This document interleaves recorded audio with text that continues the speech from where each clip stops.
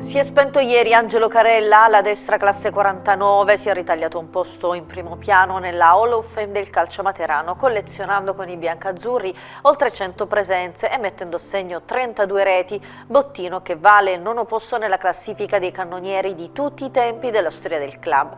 E inoltre uno degli svariati esempi di calciatori che sotto la presidenza di Franco Salerno venivano acquistati a buon prezzo e rivenduti dopo adeguata valorizzazione. Carella nello specifico fu protagonista di queste operazioni di mercato per ben 3 volte. Fece il suo esordio in maglia biancazzurra nel campionato di Serie D 67-68, mettendo a segno 14 gol e mostrando al pubblico grandi doti atletiche e balistiche innanzi alle quali la casa madre del Bari non rimase indifferente. La stagione seguente infatti il club pugliese lo proiettò, non ancora ventenne, sul palcoscenico della Serie B.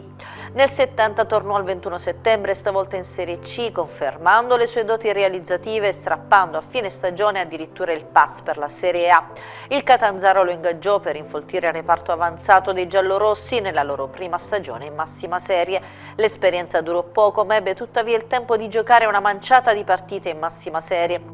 Nel 72 si trasferì a Lecce, dove curiosamente affrontò proprio il Matera, la prima con la maglia dei salentini, in una gara piena di ex da entrambe le parti. Con il Lecce Carella tornò grande, confermandosi tra i big del Via del Mare anche per le seguenti 2 stagioni. Dopo le esperienze di Avellino, Livorno e Brindisi, tornò a deliziare coi suoi dribbling i tifosi del Matera nel 77, chiudendo definitivamente in maniera trionfale la sua esperienza in bianca-azzurro col grande slam del biennio 77-79, l'ammissione alla Serie C1 e la promozione in Serie B. Resterà legato anche dopo aver appeso le scarpe al chiodo alla città di Matera, dove ha sempre dichiarato di aver lasciato un pezzo del suo cuore, ricambiato pienamente dai materani che lo ricordano con grande affetto.